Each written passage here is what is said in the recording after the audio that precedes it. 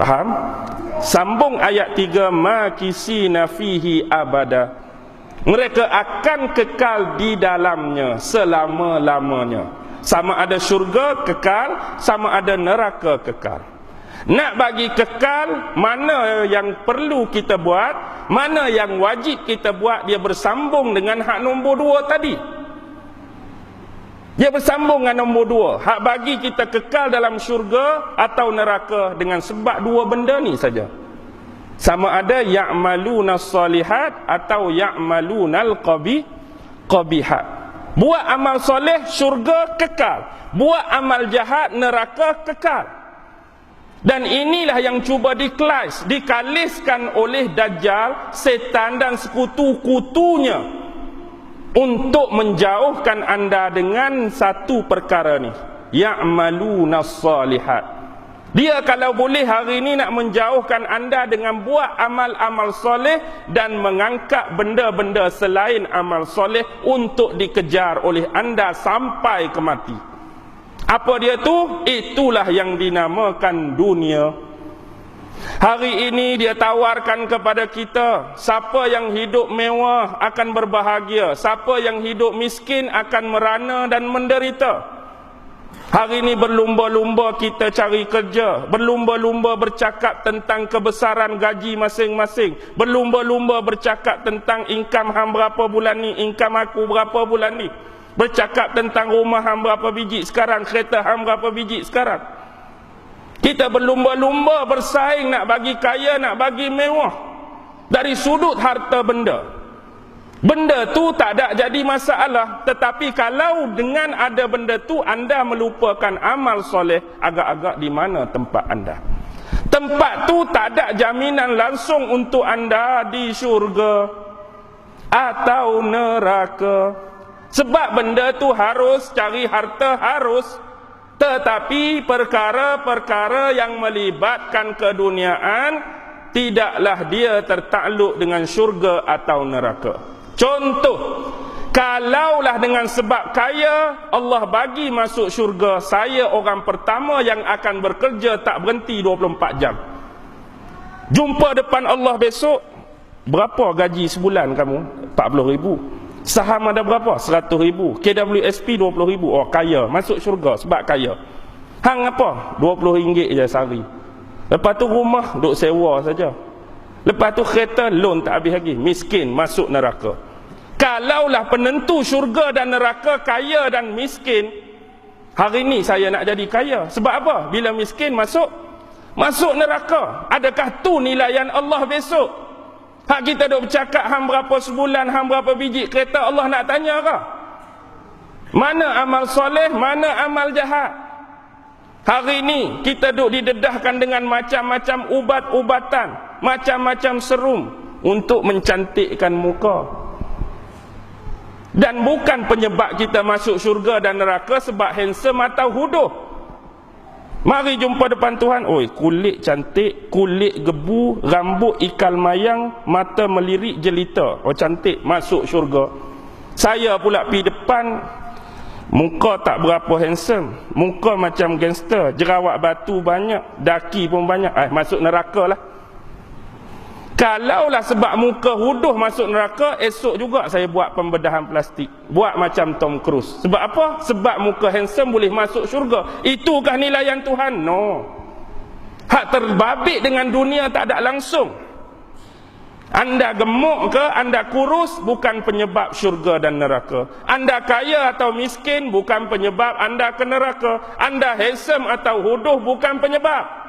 Boroi ke kita, kurus ke kita, gemuk ke kita, bukan penyebab. Hak penyebab mana? Ya'maluna salihat au ya'malunal qabihat.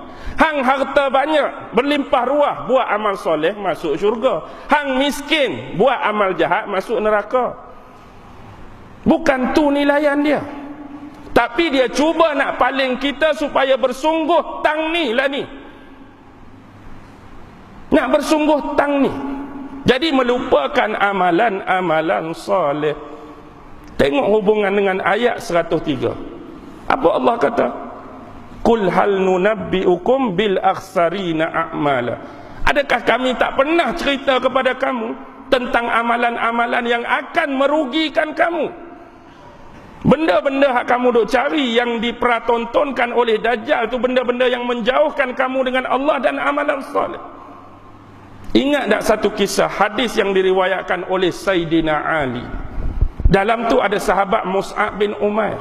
Antara yang Nabi sebut 3 benda yang Nabi bimbang berlaku pada umat akhir zaman. Yang Nabi bimbang ialah pada waktu pagi kamu dalam keadaan berpakaian yang lain, bila waktu petang kamu dalam keadaan berpakaian yang lain. Pagi baju lain, petang baju lain. Pertama. Yang kedua, bila kamu makan sesuatu makanan, bila dihidangkan satu-satu makanan, tak dang habis lagi makan ni, datang hidangan kedua. Baru nak makan hak nombor 2, tak dang habis lagi, mari hidangan ketiga. Lauk pauk zaman kamu penuh dengan kemewahan. InsyaAllah tak kebulu. Yang ketiga, Nabi kata kamu akan menghias rumah-rumah kamu sebagaimana orang-orang memasang kelambu pada Kaabah. Baik, 3 benda. 3 benda ni adalah kewajipan dalam hidup seseorang, bukan keperluan. Hari ni kereta tak wajib, perlu saja. Tak ada kereta pun tak apa. Tapi hak Nabi sebut, hak Nabi bimbang ni benda wajib. Pakaian, makanan dan tempat tinggal. Tengok betul-betul clue bagi. Tengok pasal pakaian. Satu masa Nabi kata kamu pagi-pagi pakaian lain, petang pakaian lain. Betul. Lah ni kita nak pergi kerja. Hang uniform hang, aku uniform aku. Hang jaket hang, aku jaket aku. Balik kerja, bila waktu tengah hari kita mandi, agak-agak pakai uniform tu lagi ke baju lain dah? Baju lain dah. Kadang-kadang petang tu nak keluar Tesco beli lauk ke Giant beli lauk, baju lain pula. Malam datang masjid, baju lain pula. Nak Nabi bagi clue, pagi lain, petang lain, kita lebih daripada clue. 4 kali tukar, 5 kali tukar. Nak cakap Allah limpahkan kepada umat akhir zaman kemewahan, kekayaan, kesenangan. Bak makan tak ada habis pinggan ni, berat mari. Tak ada habis pinggan ni, berat mari. Tengok kita makan lah ni, sekurang-kurang ada berapa lauk atas meja kita? Paling common lah bang, 2, 3 lauk. Hak bahagian berkuah, hak bahagian goreng, hak bahagian sup. Hak orang mewah, hak orang kaya. Kaya makan cara kaya, miskin makan cara miskin, tak kebuluk. Lepas tu yang ketiga, kamu akan hias rumah kamu. Macamlah orang-orang sedang meletakkan kelambu Kaabah pada Kaabah. Dia hias rumah dia macam-macam. Benda ni benda kewajipan. Hari ni bab pakaian. Kalau tak ada pakaian, kita bertelanjang. Kena ada pakaian, benda wajib. Kita hari ni makan minum. Kalau tak makan tak minum, kita mati, benda wajib. Kita hari ni perlu rumah, tempat tinggal. Senang nak berehat, senang nak tukar pakaian, senang nak bersama ahli keluarga, isteri dan anak-anak. Tak kira lah hak kita mampu ataupun sewa. Benda tu semua wajib. Jadi kata sahabat apa? Kalau demikianlah berlaku pada zaman kami, alangkah baiknya. Pada waktu tu kami tak perlu lagi fikir pasal nak cari rezeki, sebab semua dah melimpah ruah. Kami hanya berfikir nak buat amal ibadat saja. Tengok clue. Weh, kalaulah baju tu boleh tukar Rasulullah, makan pun tak ada sabih hak ni mari hak ni, rumah pun mewah perkakah dalam dia, kami tak perlu fikir dah nak cari rezeki. Hak kami fikir bila semua mudah, kami nak buat amalan. Nabi kata tidak. Keadaan kamu hari ni lebih baik daripada keadaan di masa yang aku sebutkan tu. Betul atau tidak Nabi kata ni? Sahabat dulu pakaian selai, pakaian 2 lai, tahajud tak tinggal. Kita hari ni pakaian 5 almari, lepas ke tak tahajud 2 rakaat? Lepas ke tak? Pakaian 5 almari, tahajud 2 rakaat, tak lepas. Makanan 14 jenis, duha 2 rakaat, tak lepas. Rumah macam-macam ada dah, panas aircon. Nak makan ada lauk, nak minum ada jus, nak basuh ada mesin basuh, nak tengok hiburan TV ada. Semayang sunat agak-agak 4 rakaat lepas ke tak? Tak lepas. Mana kata janji-janji tadi kalau semua senang kami nak buat amal? Bohong. Tak ada pun. Inilah yang dia pelari dengan benda-benda kesenangan tadi. Bila Nabi sebut bab pakaian, kalis fashion diperkenalkan. Hang hari ni tudung kok ni, tudung terbalik, tudung tunggang, tudung ni, macam-macam. Hak tu duk naik. Semayangnya kadang-kadang tinggal, puasanya tak puasa, duk lebih-lebih pada tudung. Bak makan begitu juga, mana tempat saja tanya, ustaz, mana tempat kalau balik pulau ni makanan sedap? Kita cakap dia pergi. Mana pula di seberang perai makanan sedap pi? Mana pula ni? Makanan sedap saja nak pi. Pernah dah awak dah tanya, mana masjid tempat hak ustaz sedap ceramah? Mana masjid tempat sedap ustaz kuliah? Mana banyak dengan tanya bak makan ke ustaz kuliah? Banyak bak makan. Kita lebih pada makan-makan. Makan-makan yang jasadiah. Tetapi yang rohaniah lama dah tak makan. Kesian kat dia. Imam Nawawi syarah hadis ni. Di akhir zaman umat-umat akan lebihkan pada makanan jasadiah dia, makanan fizikal dan kulit dia. Tapi mereka mengabaikan makanan hak dalam. Hak ni lama dah mati. Hak ni lama dah stroke. Hak ni lama dah kejang. Tak ada siapa hirau. Tapi dia lebih-lebihkan nak bagi kenyang, nak bagi hilang segala stres pada yang berbentuk fizikal. Lepas tu begitu juga dengan rumah. Dengan rumah ni kadang-kadang berlawan. Kak senah sebelah rumah 70 inci, bini kita pula sakit kepala. Bang, 70 tu. Tak apa, petang ni seng heng 82. Kak senah pun, aku dapat kutu bulan depan, dia 82, 90 lah. 90. Hak ni pula demam. Hak tu 100 hak ni. Dia duk badi benda-benda lagu tu. Kawan ni beli sofa, kawan ni masuk hospital. Kawan ni beli mesin basuh besar, kawan tu masuk ICU. Jenis di sini tak puas hati ni. Dia duk berlumba apa? Berlumba pasal ni. Kalau berlumba pasal nak pergi masjid, berlumba pasal belajar ilmu, tak ada. Jadi hak ni lah yang iblis, yang Dajjal nak war-warkan, Dajjal nak bawa. Dia ada 6 F.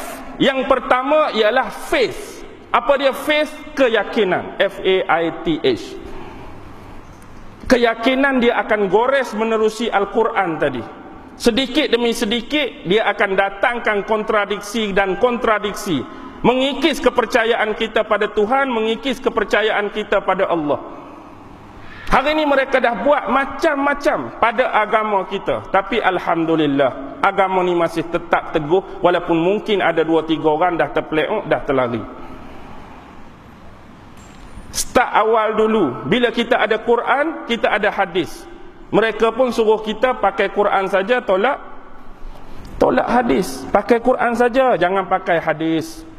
Sebab apa? Sebab ketua dia, Ghazaiha, kata apa? When we seek religious instruction from Muhammad or any other society beside God, we support Satan in his claim that God need a partner. Bila kita berpendapat bahawa setiap rujukan agama, otoriti agama kita ambil daripada Muhammad, kita seolah-olah menyokong pendapat iblis dan syaitan bahawa Allah memerlukan rakan kongsi dalam menurunkan dan menuturkan perlembagaan dan syariat dia.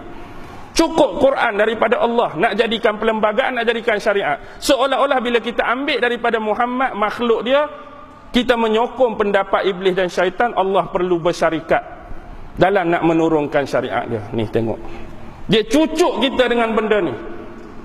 Bukanlah Muhammad tu sebagai bersyarikat, Muhammad sebagai penerang, pensyarah, pendetail bagi Al-Quran. Dia tak buat syariat baru, dia bercakap bukan kata-kata dia, tapi semua daripada firman dan wahyu daripada Allah. Bila tak cukup dengan tu, mereka tibai Al-Quran pula. Ni ayat tak betul, ni ayat tak kena. Ayat Quran sak kata macam ni, sak kata macam ni. Ni tentang penciptaan manusia. Sak kata daripada tin, sak kata daripada turab, sak kata daripada solsolin min faqar, sak kata min tinin lazib. Hak nombor satu hak betul ni. Hak mana satu hak betul? Agak-agak boleh jawab dengan senyum ke? Keluar peluh dulu. Keluar peluh dululah. Keluar peluh dulu. Hak ni lah kontradiksi-kontradiksi. Pertama dia nak kikis keyakinan faith.